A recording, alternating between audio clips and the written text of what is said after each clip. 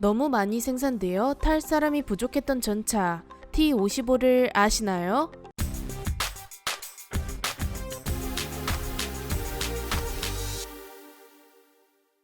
안녕하세요, 지식스토리입니다. 이번에는 소련의 기갑 웨이브를 시작한 전설인 T-54, 55 전차에 대해 알아볼 텐데요. 제2차 세계대전 당시 독일과 전쟁을 치르던 소련은 독일의 엄청난 기갑 전력을 맞서야만 했습니다. 독일의 우수한 전차들을 맞서기 위해 소련은 T-34라는 쓸만한 전차를 만들어내고 있었습니다. 1940년대 소련의 중형 전차였던 T-34는 동시대 전차들과 비교했을 때 가장 균형이 잘 잡혀있는 전차라고 평가받았죠. 하지만 워낙 전차를 잘 만드는 독일에 비해 부족한 점이 많다고 느낀 소련은 제2차 세계대전 내내 더 나은 전차 개발에 매달렸는데요. 전쟁이 끝나기 직전 T-44라는 전차를 개발하는데 성공합니다. 85mm 주포를 장착한 T-44는 기존의 76.2mm 주포를 사용하던 T-34보다 훨씬 강력한 파괴력을 보여주었죠. 더 강력한 전차가 등장했으니 기존의 T-34는 쓸모가 없어졌지만 너무 많은 양을 생산했기 때문에 처치 곤란이 되어버렸습니다. 남아도는 T-34를 버릴 수도 없는 노릇이었죠. 결국 T-34에도 T-44와 같은 85mm 주포를 장착하는 업그레이드를 진행했습니다. 그러면서 T-34도 꽤 쓸만한 전차가 되어갔죠. 소련 입장에서는 더 나은 전차를 적게 운용하는 것보다 조금 떨어지더라도 수적으로 많은 전차를 운용하는 것이 더 강력할 것이라고 판단했습니다. 그렇기 때문에 적게 생산한 T-44는 T-34의 자리를 대체하지 못했죠. 1944년 개발된 T-44는 2000여 대 정도만을 생산하는 것을 끝으로 단종되었습니다. 2000대가 넘게 생산했는데 적게 생산한 것처럼 느껴지는 이유는 앞서 생산된 T-34가 무려 85,000대 가까이 생산되었기 때문입니다. 정말 어마어마한 물량이죠. 소련은 독일을 의식해 계속해서 신형 전차를 개발했지만 사실 소련은 신형 전차 개발에 대해 크게 조바심을 느낄 필요가 없었습니다. 당시 소련이 가장 무서워했던 전차는 독일의 티거 전차였고 티거 전차의 상대는 T-34나 T-44가 아닌 122mm 주포를 장착한 IS 전차였기 때문이죠. IS 전차란 이오시프 스탈린 전차의 줄임말로 간단히 스탈린 전차라고 부르기도 합니다. 스탈린 전차는 70에서 85mm와 같은 어중간한 주포가 아닌 122mm나 되는 매우 거대한 주포를 장착한 강력한 전차였기에 따로 T-44와 같은 신형 전차를 개발할 필요가 없었습니다. 정리해보자면 엄청나게 많은 수의 T-34가 있었고 강력한 화력으로 독일을 맞서던 IS 전차도 있었지만 소련은 여전히 새로운 전차 개발에 매달린 것인데요. 이렇게까지 광적으로 전차 개발에 매진했던 이유가 있었습니다. 바로 전쟁을 하면서 입는 피해였죠. 소련은 뼈를 깎아내리는 전쟁을 치르면서 독일과 싸웠습니다. 너무나도 많은 자원과 인적 피해가 쏟아지다 보니 소련은 더 많은 전차를 개발해 독일을 막지 않으면 이 피해를 감당하지 못할 것이라고 생각했습니다. 즉, 매우 강력하고 많은 전차들이 모든 상황을 해결해 줄 것이라 생각해 미친 듯이 전차 개발에 빠져 있었던 것이죠. 소련은 독일과 적당히 싸울 전차가 아닌 독일을 압도할 전차가 필요했던 것입니다. 이렇게 미친 듯이 전차 개발을 거듭하며 종전 직전인 1945년 3월에 T-54 전차를 개발해냅니다. T-54 전차는 기존의 T-44의 차체에 자주포에 장착했던 100mm 주포를 채택했습니다. 또한 기존의 각진 형태의 포탑 대신 둥글고 납작한 디자인을 채택했습니다. 전면 장갑은 20cm로 매우 두껍게 만들어 전면 방호력도 늘렸죠. 이런 형태의 전차는 이후 개발될 소련 전차들의 공통적인 특징이 되었습니다. T-54는 소련 전차 개발의 결실과도 같은 존재였는데요.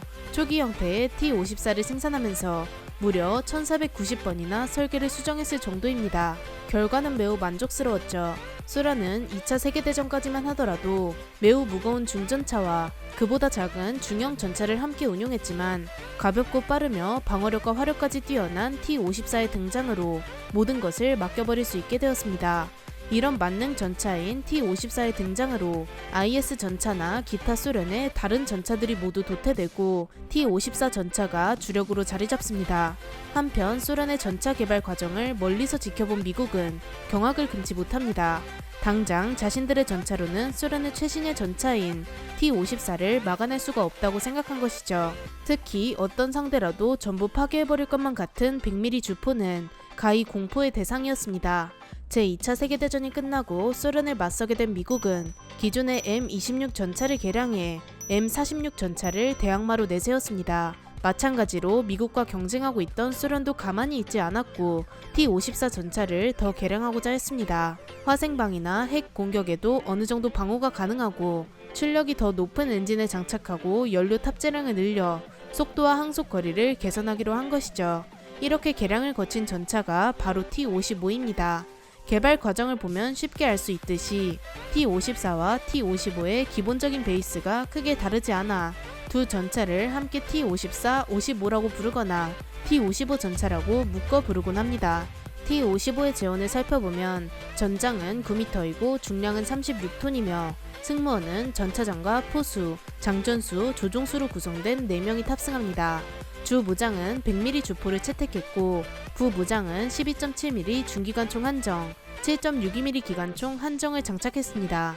최고 속도는 시속 48km이고 항속 거리는 600km이며 엔진은 500마력의 순행식 디젤 엔진을 채택했습니다. T-55의 장점 중 하나는 구조가 단순하다는 것인데요. 특히 전차 궤도의 구조를 단순하게 제작해서 전쟁터에서 쉽게 정비할 수 있습니다. 이런 단순한 구조는 궤도뿐만 아니라 T-55의 전반적인 특징입니다.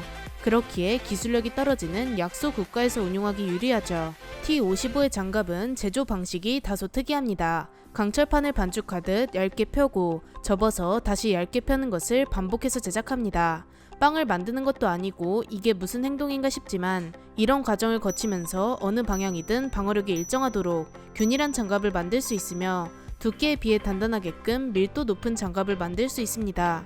현재는 성형 자격탄과 같은 대전차 무기가 많이 등장해 잘 사용하지 않는 제조 방식이지만 당시에는 다른 전차에 비해 강한 방어력을 보여주었습니다. 또한 강철 장갑판을 용접 등의 방식을 사용하지 않고 통으로 찍어내어 장갑을 만듭니다. 당연히 이어붙인 용접에 비해 더 강한 방어력을 갖게 되죠. 또한 무장도 기존보다 훨씬 화력이 강해진 무려 100mm짜리의 무시무시한 주포를 달았습니다. 당시 T-55는 전차의 3대 요소라고 할 수 있는 기동력, 방어력, 화력 부분에서 그 시대 전차 중 최고라는 평가를 받을 정도였습니다. 여기다 냉전이라는 특수한 상황까지 겹쳐 T-55가 가지고 있는 가장 큰 장점이 부각됩니다. 바로 10만 대 가량의 경이적인 생산량이죠. 소련에서는 전차가 부서지면 옆에 것으로 바꿔 타면 된다, 또는 전차를 타고 갈 사람이 부족하다 와 같은 말이 생길 정도로 어마어마한 양의 전차들을 보유하고 있었습니다. 물론 10만 대에 달하는 양은 소련에서만 생산된 것이 아닌 소련의 우방국에서 생산된 양까지 합한 것이기에 추정치이긴 하지만 세계에서 가장 많은 양이 생산되었다는 사실은 분명합니다. 소련은 이렇게 많이 생산된 T-55를 앞세워 서방 유럽 국가들을 위협했으며 엄청난 수의 전차가 물결치듯 밀려온다고 해서 기갑 웨이브라고 불리기도 했습니다. T-55를 시작으로 수만 대의 장갑 차량, 트럭 등도 있으니 수십만 대의 차량과 장비가 물밀듯 밀려 내려오는 정관을 만들었습니다. T-55의 압도적인 물량은 서방 세력에게 매우 큰 위협이 되었고 핵 대포, 핵 지뢰와 같은 괴상한 무기부터 다양한 다연장 로켓포와 같은 화력 집중 무기들이 유럽에 대거 배치되도록 만들었습니다. 그만큼 미국과 서방 유럽에게는 위협적인 존재였죠. 전 세계 30여 개국에서 운영되었던 T-55는 러시아를 비롯한 소련권 국가들에서 대부분 퇴역했지만 몇몇 국가에선 아직까지도 약 3만 대 가량을 현역으로 사용 중입니다. 북한도 이 전차의 주요 사용국인데 T-55를 이용해 1970년대에 우리나라의 안보를 크게 위협하기도 했습니다. 이렇게 많은 양을 생산할 수 있었던 이유는 바로 위에서 언급한 단순성입니다. 기술력이 없는 국가에서도 쉽게 생산되며 구조가 단순해 생산 단가가 저렴하기 때문입니다. 이렇게 많은 양을 운용하다 보니 실전 경험 또한 엄청나게 많아졌죠. 그리고 수많은 실전에서 T-55의 민낯이 드러났습니다. 소련제 무기가 대부분 그래왔듯 처음 등장할 때의 위압감에 비해 실전에서의 성능은 그리 뛰어나지 못했습니다. 엄청나게 신경 쓴 장갑은 모든 것을 방어할 것만 같았지만 서방의 90mm 전차포에도 쉽게 관통당하는 모습을 보여주는 등 실망스러운 결과를 가져왔습니다. 그리고 두꺼운 장갑 때문에 실내 공간이 협소해져 승무원들이 내부에서 수월한 작업을 하지 못하는 단점도 있었죠. 1956년에 벌어진 헝가리 봉기 당시 시위를 강제 진압하기 위해 T-54가 투입되었는데요. 시내에서 벌어진 이 진압 작전에서 많은 T-54가 시민군이 던진 화염병에 파괴되며 탈취당합니다. 이때 탈취당한 T-54는 서방권 국가로 넘어가며 M60 레오파르트 1, 치프틴 같은 신형 전차 개발에 도움을 주게 됩니다. T-55의 흑역사는 이뿐만이 아닌데요. 제3차 중동 전쟁에서는 T-55보다 무려 한 세대가 뒤처진 이스라엘의 M4 전차에게 밀린 것입니다. 물론 아랍 국가에 제공된 T-55가 소련의 T-55에 비해 성능이 낮았다고는 하지만 소련제 전차가 뛰어나지 못하다는 큰 증거가 되긴 충분했습니다. T-55는 전차의 눈이라고 할 수 있는 조준기의 성능이 떨어져 1000m 내에서만 겨우 교전이 가능한 수준이었고 모든 것을 파괴해버릴 것만 같던 100mm 주포도 구경만 컸지 포탄의 기술력은 떨어져 화력이 약했습니다. 이렇게 말썽을 피운 T-55가 빛을 본 경우도 있었는데요. 바로 서방권 기술과 접목되었을 때입니다. 중동 전쟁을 치르며 아랍 국가들의 T-55를 노획한 이스라엘은 T-55 전차에 105mm 주포를 장착하고 장갑과 통신 장비를 개량했는데요. 이렇게 탄생한 전차가 타이란4입니다. 이 전차는 이스라엘에서만 사용된 것이 아닌 수출까지 진행되었으며 일부는 장갑차로 개조되어 아직까지도 사용 중입니다. T-55는 수많은 국지전이나 내전 등에서 많이 등장했지만 이렇다 할 만한 공은 세우지 못했습니다. 오히려 소련에게 아픈 기억으로 남은 사건들만 존재하죠. 사실 T-55는 전차의 질이 뛰어나서 서방 세력을 공포에 몰아넣었다기보단 너무 많아 부숴도 끝이 없어서 무서웠던 전차였습니다. 이렇게 10만 대라는 미친 생산량을 보여주며 아직까지도 운용 중인 T-54, 55 전차에 대해 알아보았는데요. 영상을 재미있게 보셨다면 구독과 좋아요 부탁드립니다. 감사합니다. 지식스토리였습니다.